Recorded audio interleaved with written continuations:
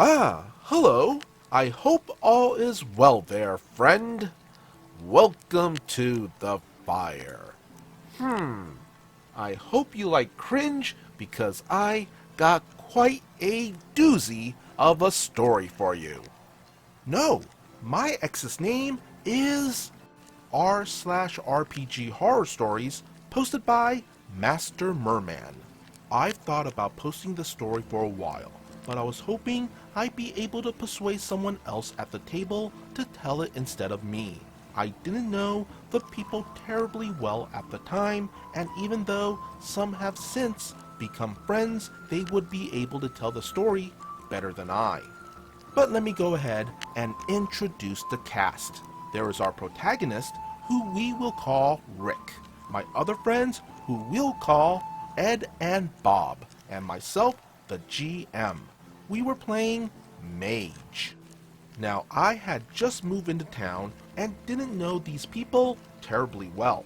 We met at the game store on weekends and would play cards. At some point, we thought, why not get some TTRPGs in? And I started storytelling. Forever GM. I know my role.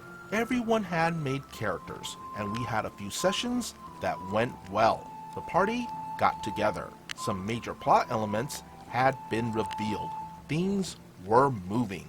However, the players didn't know each other's backstories. There weren't secrets, but we had done character creation in one-on-one sessions on downtime at the shop the couple weeks prior.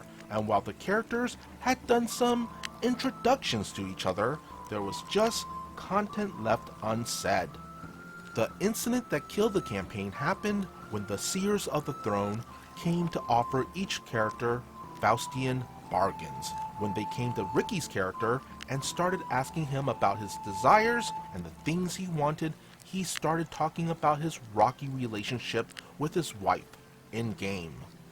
The villains were like, "We can help you with that." And he was like, "Great!" Every player at the table was looking at each other thinking, this is a bad idea. But the story was getting good. He then talks about how he wished his wife were biddable, and that he wished she would worry less now that he was doing all this magey stuff, and that he really wished is that he could just have his wife reprogrammed. And they were like, "We'd be happy to oblige." At this point, the players started talking. Bob was like, "Ricky, this is really evil and messed up." And Ricky said something close to, "But this is a good story, and it's what I want, and I think that it's what my character would do." And after some laughs, we get to the game. So I set the scene. After talking with them, you make your way back home to introduce your new friends to your wife Christina. All of a sudden, Bob was like, "Wait, hold up." And we stop. Bob looks to Ricky and is like, "Did you write your ex into your backstory? Are we just playing out some jealous fantasy of yours?" I'm a bit panicked because I don't know anything about this. Ricky gives this absolutely bewildered look on his face and says, "Of course not." And Bob says, "You named her Christina." And Ricky says, "Yeah, my ex is Christine. They're nothing alike." And everyone awkwardly looks at each other and then breaks out laughing. He very much had written his ex into the story.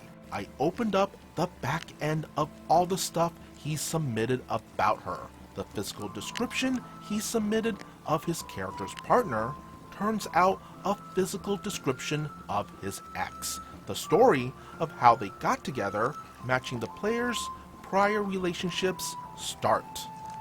Bob said something to the effect of, "I know this person, and this isn't a therapy session, and I don't really want to do this." And we moved on, at least for the night. Did some other adventuring, but things were really awkward. We did other campaigns, and that campaign met for another session or two, but no one could really get back into that story without feeling a little of the taint of that session, and we just called it quits. TLDR. Player writes X into backstory, unbeknownst to the GM. When it comes up in play, the campaign dies under the awkward moment. Ooh, yeah, that was pretty cringy. Now, I've said this before a lot during our story times, and I'll say it again. TTRPGs are a collaborative activity in which you share the table with other people. So, be mindful of those around you and don't put them in an uncomfortable situation. And I'll also say that World of Darkness games do tend to lean towards more mature themes, which is actually more of a reason why those sharing a table should be more mindful of those around them. And if you have any kinds of baggage, I would really suggest you take that to an actual licensed therapist to unpack. Don't use your gaming group as therapy unless that's the specific reason of the gaming group. Now, what's really awkward here, and the real social faux pas, is that there were other players at the table that was still friends with the ex. And trust me, being put in the middle of a breakup between two friends is already really awkward. And then hearing one of them talk bad about the other can be even more so. And in this case, being put in a situation where you're essentially getting a front row seat to someone's revenge fantasy, yeah, that's really uncomfortable. Because let's be real here, Ricky did insert his ex into his backstory. So, good on Bob for calling Ricky out. Be sure to hit that like and subscribe button if you want to see more content like this. And would you kindly follow the socials posted in the description below. As always, be good, be great, be awesome.